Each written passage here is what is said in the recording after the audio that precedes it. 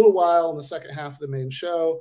I'm going to be joined by one of our frequent guests, favorite guests, Matt McManus, Jacobin contributor, poli-sci lecturer at the University of Michigan, man about town, to talk about his brand new book, The Political Right and Equality, The Rolling Back Egalitarian Modernity, which is all about conservative politics and the conservative intellectual tradition as a rejection of the fundamental turn toward more egalitarian values that underlies the entire modern world, and which socialist politics are an extension of.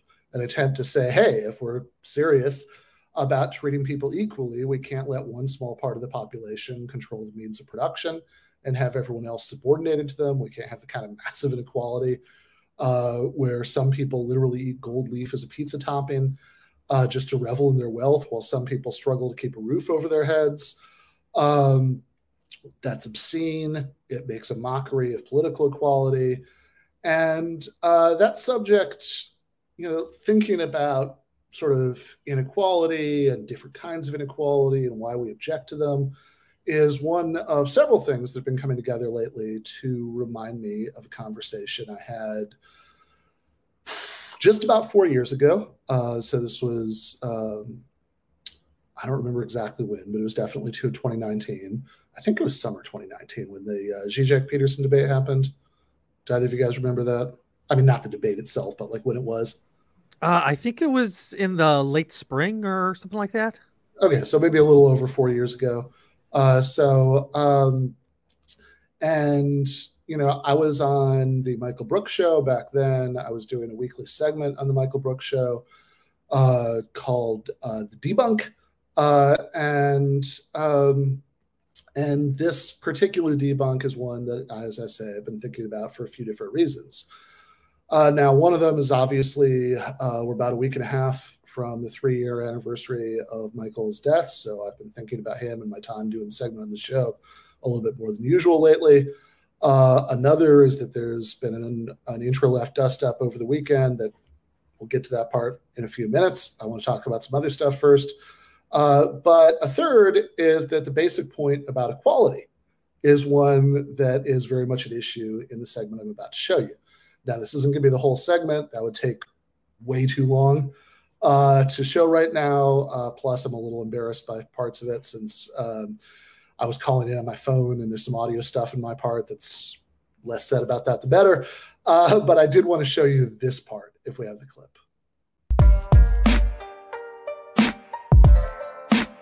Ben, welcome to the show. Ben Burgis. He's author of Logic for the Give Them an Argument, Logic for the Left. He teaches philosophy and logic at Rutgers University. Ben, how you doing? I'm pretty good. How about you? I'm doing great. You're here with Anna and the gang. All right, excellent. Also, Ben has requested that he be on the Sam Harris Tribunal. I mean, I really think I'd have something to bring to the Sam Harris Tribunal. It'd be fine. You're cracking up a little bit. Are you there? Are you good? Yeah, I'm good. Okay, you're perfect. All right. I love you. Always get a sense of Ben's domicile in these calls. You always get like a. I'm glad that we use the photo of him with his dog, right? The family hound. All right, so. This debunk, I haven't watched all of this debate yet. I have. How was it? Oh, it was so good. Yeah, I agree. Yeah. Zizek, I'm sure Zizek did a good job. No, Zizek killed it. Yeah. Zizek killed it. And, I mean, just as point of reference, Jordan Peterson's whole thing about how he mugged up on Marxism was that he read the Communist Manifesto, which is like assigned in like 10th grade civics classes. Error, let's say, although by no means the last, was this, and this is one of the strangest parts of the Communist Manifesto, is Marx admits, and Engels admit repeatedly in the Communist Manifesto that there has never been a system of production in the history of the world that was as effective at producing material commodities in excess than capitalism. Like that's extensively documented in the Communist Manifesto. And so if your proposition is, look, we got to get as much material security for everyone as possible, as fast as we can, and capitalism already seems to be doing that at a rate that's unparalleled in human history. Wouldn't the logical thing be just to let the damn system play itself out? I mean, unless you're assuming that the evil capitalists are just going to take all of the flat screen televisions and put them in one big room and not let anyone else have one. The logical assumption is that, well, you're already on a road that's supposed to produce the proper material productivity. And so, well, that's 10 reasons as far as I can tell. And so what I saw in that the Communist Manifesto is that's like, probably... All right. It keeps on going like that, but the important thing is that he caught us, that like he correctly had the insight that the reason that socialists don't like the existing economic system is that we're worried that the evil capitalists will hoard all of the flat screen televisions in one room. It's part of the whiteboard of this show. I have a grid and it shows flat screens, evil capitalists, and then it's the people. Well, what he's doing there, at least this was my read of it, wasn't done accidentally, right? Like, I think that was intentional in a way to minimize what people in the middle class and working class are going through and what their grievances are. They try to characterize people who are dealing with economic frustrations by making it seem as though they just want more. They want materialistic things that they don't really need, but that's not really what's happening. I mean, we're talking about serious, human basic rights that are being denied as a result of the system that we have right now, as a result of the wealthy hoarding their wealth, not hoarding their televisions, hoarding the resources necessary to create a system that's just and fair for everyone. Also, I don't really understand what the other kind of TV that anybody has in the 2020s is. I mean, I'm trying to think of the last one that I saw sold that wasn't flat. I think he probably wrote that line in like 2005 and he just dusts it off to make the same point over and over again. I think he has to, like, I don't know, like an Oculus or something. He needs, or maybe that's the last time he went to a Radio Shack and was just like, oh, I remember their flat screens and the old CRT TVs sitting next to each other. Radio Shack in 1985. I guess he's a little bit steampunk core, so I could he might be behind on technology or like old fashioned. He's still got one with antenna. Yeah. I mean, well, actually, I will say, fun fact from my 6 months living in Mexico. In Mexico, they actually do still have Radio Shack. But I've seen it. I have photographic evidence.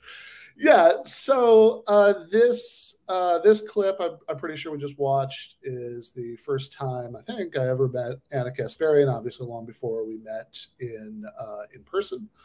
And as I've already alluded to, there is Anna stuff going on. I do want to get into in just a few minutes, but I did want to hit a couple of other things first, starting with the actual substance of this, because this does tie into a bunch of other stuff I want to talk about tonight.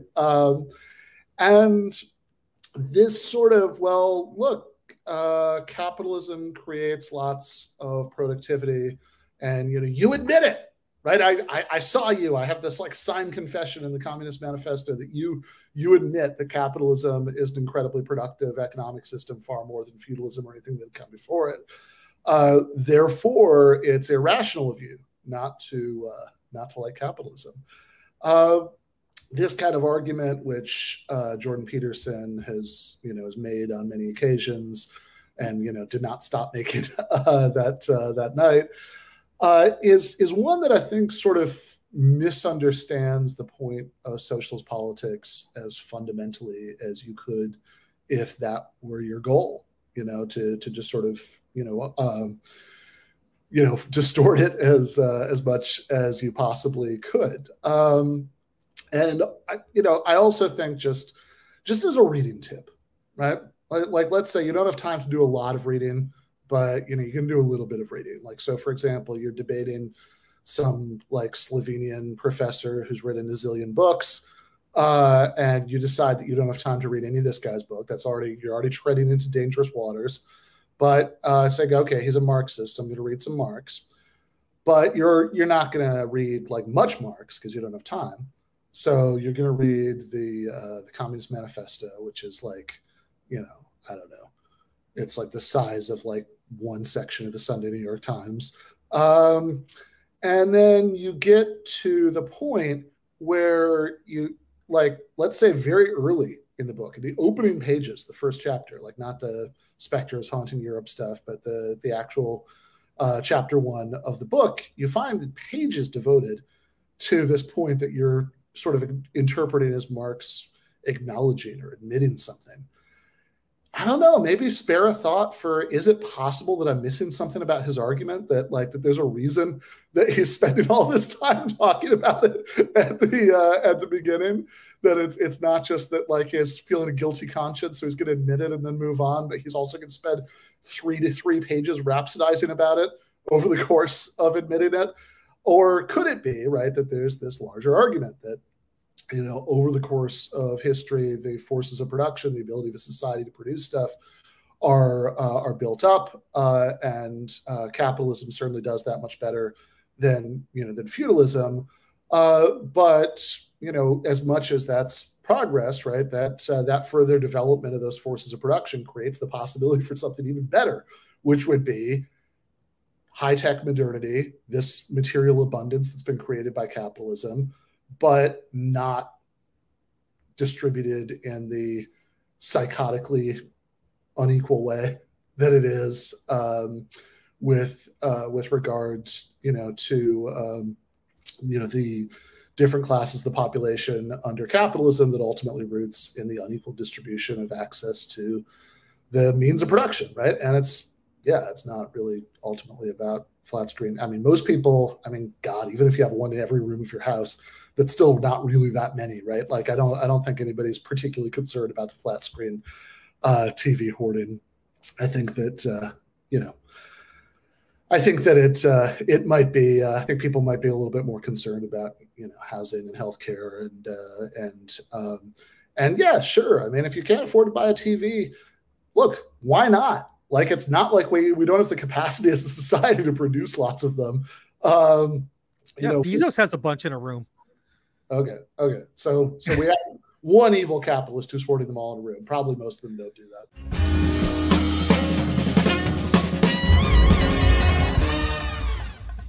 You have been watching free public content from Give Them an Argument. To access every single episode of the show, the main show on Monday nights, all of the streams, all of the debate breakdowns, all of the patron-exclusive postgames on Monday nights, all of the patron-exclusive bonus episodes every week, and much, much more, go to patreon.com/Ben Burgis. I cannot resist ending this with, don't be foolish.